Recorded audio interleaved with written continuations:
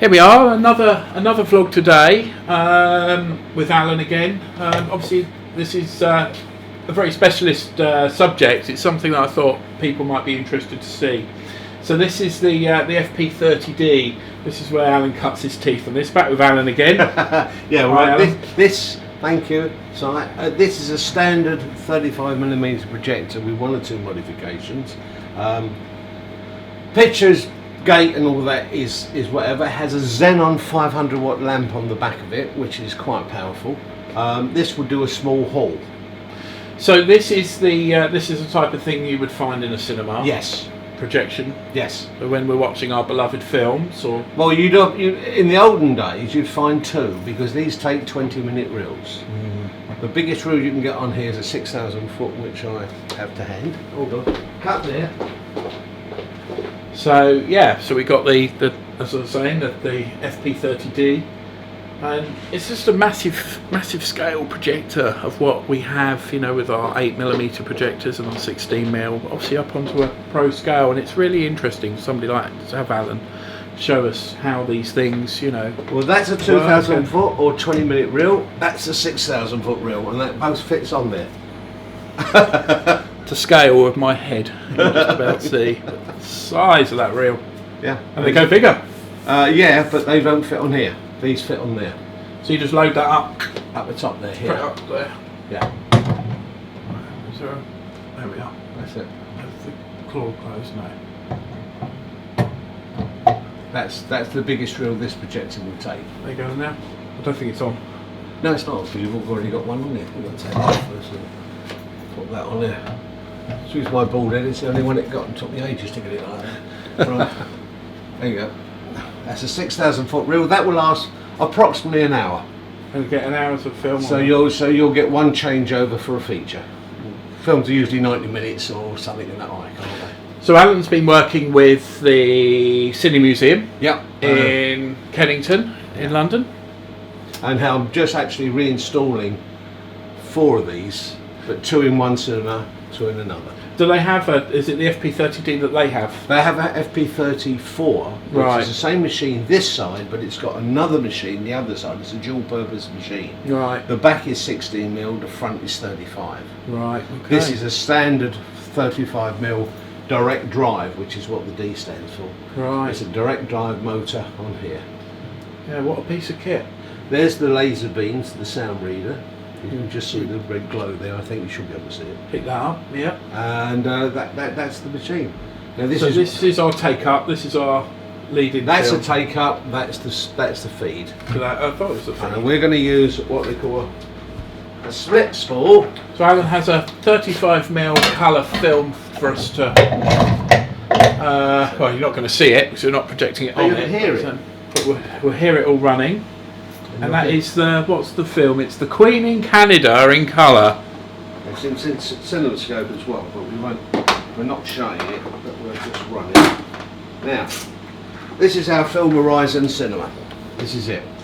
So it's not on a reel, no, just on a core cartridge there. Taking a bit off of here, there you can see the countdown.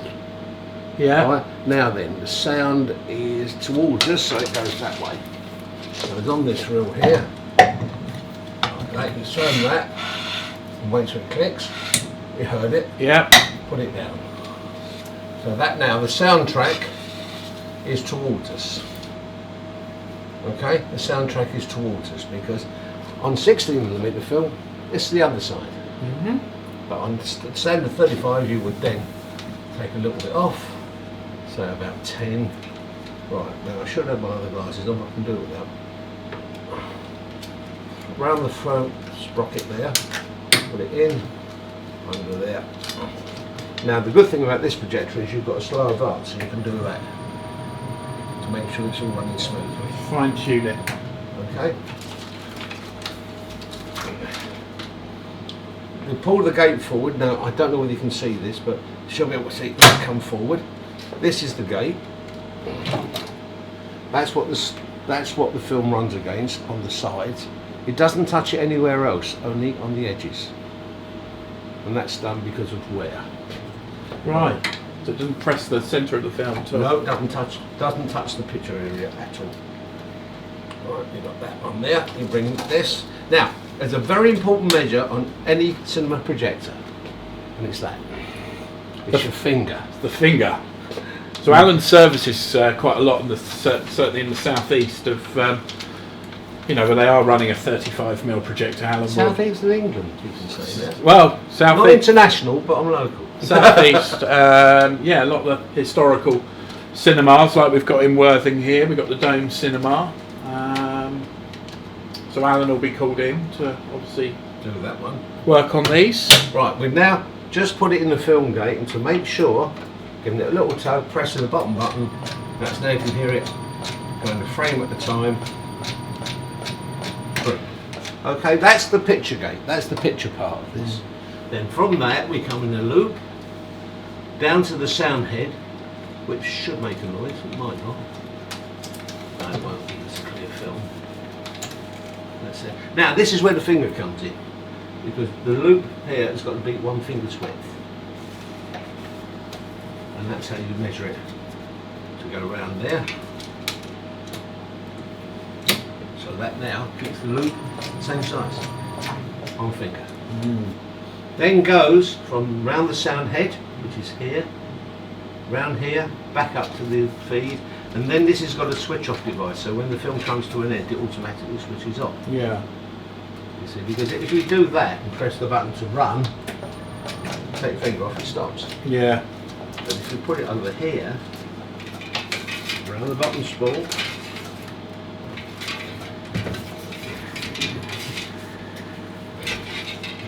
We've done that a few times before then, Alan. just a couple. So that's And then we run it slow. You can see how it works. yeah. Okay. Now to show the film, 2 things we've got to do is make sure that the sound is on. It's on mono because it's a mono film, and we should be able to hear it. And we press this. 24 frames a second.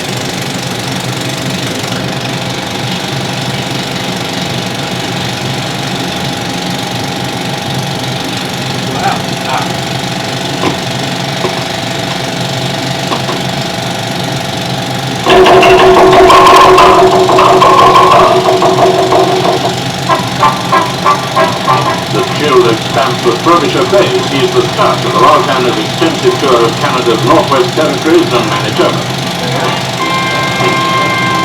Canadian Prime Minister Pierre Trudeau flew in to join the local Eskimo community for a simple welcome ceremony. And how does this machine cope if, say, some of the sprocket holes were damaged on the film? Because there's 4 at a time, it's damaged. It won't just put it through. Seamless. Yeah. So there's This is the usual where the military sound is pattern, coming from and there. that is greeted by a guard Yeah, of reading honor. it. Typical of the informality That's between to meet Think the of local this. people, much as she did on her previous tour in How much Australia. and how New much Zealand. does this weigh? What's the weight on this unit, would you reckon? 3/4 of a ton. 3/4 of a ton. Wow. That's about, was that 800 kilo? Yeah. About that 700-800 kilo. 750. Because remember, this is cast iron. There's no plastic. No. This is all cast iron. No. This is all nylon. All these bits are nylon, including the runners. Okay. Very impressive, Alan. It's There's 2 lenses on this one. It can take 3. You've got standard economy, and all you do is take the brake off and take that round, put the brake back. That's standard economy. When you go to CinemaScope, which has got 2 lenses, one screwed to the other, you go round again, and that's CinemaScope. CinemaScope. Okay, again, you see you've got this. Yeah. Well, There you go. just a short video. Just wanted to just share that. This is what you used to watch in your cinema. There were different versions, earlier versions, later versions, but that's the basic machine. This is one of the best ones because it's made in Germany by Kinoton, and it's actually Kinoton. yeah, and actually it was Philips, the company called Philips, who marketed them in this country. There were several versions. This is a later one. This is about 1960 somewhere, 65, 66, around about there. but as you can see, it's in perfect condition. And you've got no separate transformer, that's just plugged into the mains. No, straight in. Anything that's got to be done is inside the unit. Yeah. There's not an awful lot in there actually. It's quite disappointing to take the back off. But the mechanics is basically this bit. It has 3 fans, one on the gate, which comes out of that vent, one on the lamp house, which blows downwards, not upwards. And there's another fan inside to keep the motor cool. Right. You have to top up the oil every now and again. Like an old car. And that's all in the back of the unit. It also has, as I say, it's got a digital sound head and an analog sound head. We're using the analog one at the moment because that's what the film is. The lamp house itself, 500 watt, 22 volt, 80 amp. That uses 80 amps to make it work. Wow. A bit of an upgrade from the old dual gauge 8mm projectors then. Just a tad. That we used to. Just a tad. I mean, the things do wear out on them. I mean, I've always got a supply of rollers. They tend to go after a while, but again, if you keep it clean, you know, cleanliness has got to be on the film because you can scratch 7 bells of crap out of one quite easy. But that's the standard Kinoton FP30D. The 38 is the one that's got a 16mm on the other side, so it's on the door. 500 watt, 22 volt xenon lamp. Ooh. You can't see much of the xenon lamp. I mean, you can see the end of it, but you can't open it when it's on. No, you certainly wouldn't look at it. No, and also it emits X-rays. Yeah. That's why it's all Enclosed up. Yeah. And plus the fact it's bloody hot. It's very hot, I should say. Well, thank you, Alan, for giving us an insight That's into all right. the 35mm projector. It's nice for people to have a reference to see those things. You know, it's rare people get to see anything like that. Yeah. As I say, it's on wheels. You can see it's all on wheels. It has to be. Yeah. That's the power supply for the xenon lamp, which is that bit. And over here, the sound rig looks quite sort of tame. I don't know whether our wide angle is. I could tilt the camera down a bit there. Yeah, you should come down the sound thing. Doesn't look much at the front to start with, right? But if we just give it a twirl, as you can see, it's quite crowded in there. Yeah, XLR plugs and 3 quad 405 Mark II amplifiers. right. Okay. Okay. It's got some beef then. It's 600 watt system. Yeah. And Oh, that is. so this is what I use behind me. This for me is just a hobby that took off. I've always been interested in the cinema since I was a lad, and at the ripe old age that I am at the moment, I'm still doing it. Absolutely. Well, that's another Bob. it's a wrap. It's a wrap. It's a wrap, and yeah, thank you. Hope you've liked the video. Comment, subscribe. If you've got any questions, if you have any questions, then I can, put them to Alan. So yeah, just leave your comment in the comment section. I hope you enjoyed this little video. Over and out from the Cinefilm Factory. Bye.